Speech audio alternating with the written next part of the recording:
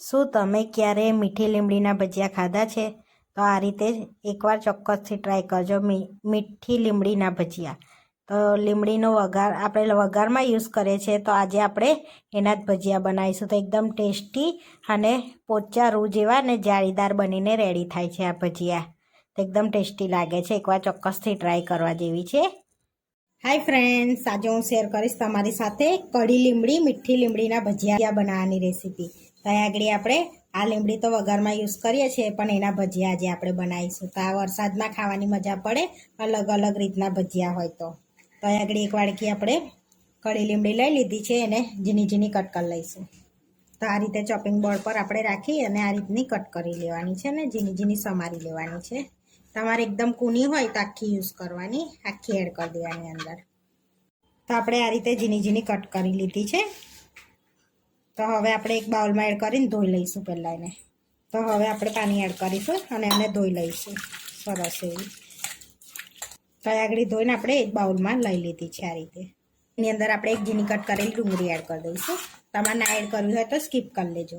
હવે એની અંદર 1 કપ બેસન એડ કરીશું આપણે, સ્વાદ પ્રમાણે મીઠું, ચપટી હિંગ એડ કરીશું, થોડો અજમો એડ કરીશું, થોડી હળદર એડ કરીશું. હવે 1 ચમચી તલ એડ કરીશું, થોડો મરી પાવડર એડ કરીશું, થોડા એડ કરીશું ધાણા, 1 ચમચી મરચાં કટ કરેલા મરચાંની પેસ્ટ એડ કરીશું, 1 ચમચી જેટલી. તો તમે જેટલું તીખું ખાતા હોય એટલું એડ કરવાનું. હવે આપણે બધું સરસ મિક્સ કરી લઈશું. થોડું થોડું પાણી એડ કરીશું અને સરસ થીક એવું આપણે બેટર બનાવી લેવાનું છે. તો બહુ પાતળું નથી કરી દેવાનું, થોડુંક આપણે એને થીક રાખવાનું છે.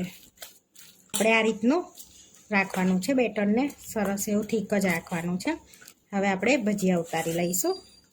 હવે ચપટી સોડા એડ કરીશું આપણે એની અંદર અને 2 ટીપા લીંબુનો રસ એડ કરીશું, એટલે સરસ જારીદાર થશે. હવે મિક્સ કરી લઈશું સરસ એવું આપણે બેટર રેડી થઈ ગયું છે. તો હવે ભજીયા ઉતારી લઈશું.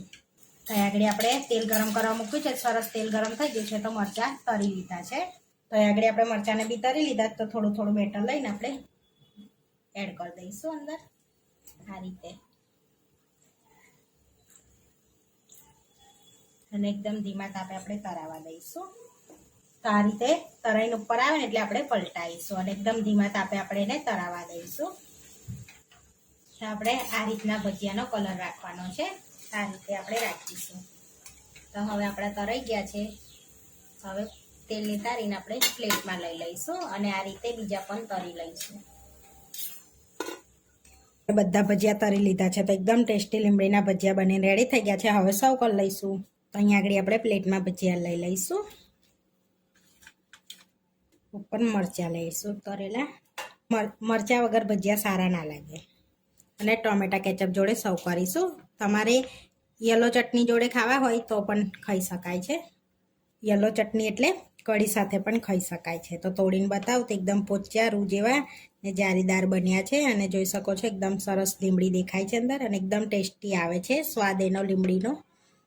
તો આપણે લીમડીના ભજીયા બનીને રેડી થઈ ગયા છે. આવા વિડીયો જોવા માટે મારી ચેનલને સબસ્ક્રાઈબ કરો, લાઇક કરો અને શેર કરો અને તમે જરૂરથી ટ્રાય કરો. ફરી મળીશું નવા વિડીયોમાં. કોમેન્ટ કરીને જરૂરથી જણાવજો કે તમને અમારી રેસીપી કેવી લાગી.